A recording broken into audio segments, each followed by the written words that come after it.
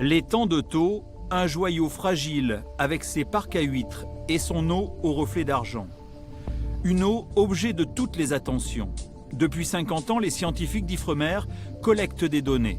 Et bonne nouvelle, l'eau de la lagune a retrouvé, selon une étude, la même qualité que dans les années 70, avant le boom démographique. Ce résultat est le fruit d'une prise de conscience collective des communes qui bordent l'étang.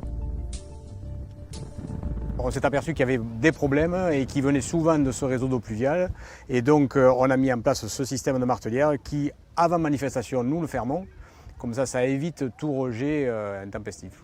Depuis le début des années 2000, les collectivités ont pris le parti de l'assainissement, de la gestion des ports et de la sensibilisation des populations. Résultat, les herbiers qui avaient quasiment disparu recouvrent de nouveau les fonds et les malaïgues sont rares. Les professionnels s'en félicitent. Didier Aspa estime toutefois qu'il faut faire attention sur un point. Ce gros travail est très important. Des grosses sommes d'argent ont été engagées. Maintenant, nos huîtres, il faut qu'elles conservent toujours ce côté naturel, de qualité, et pour ça, on a besoin quand même de nutriments. Donc il faut trouver un juste équilibre et ne pas trop aseptiser non plus. Même son de cloche du côté de Marseillan, avec Florent Tarbourièche, le producteur emblématique d'huîtres haut de gamme.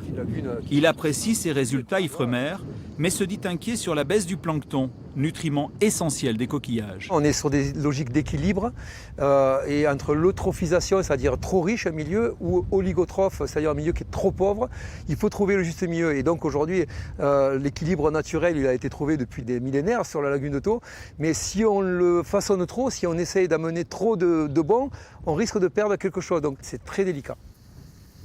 Cette étude d'Ifremer sur la qualité de l'eau de l'étang de Thau sera présentée à Nantes le 9 juillet prochain lors d'un colloque sur l'état du milieu côtier.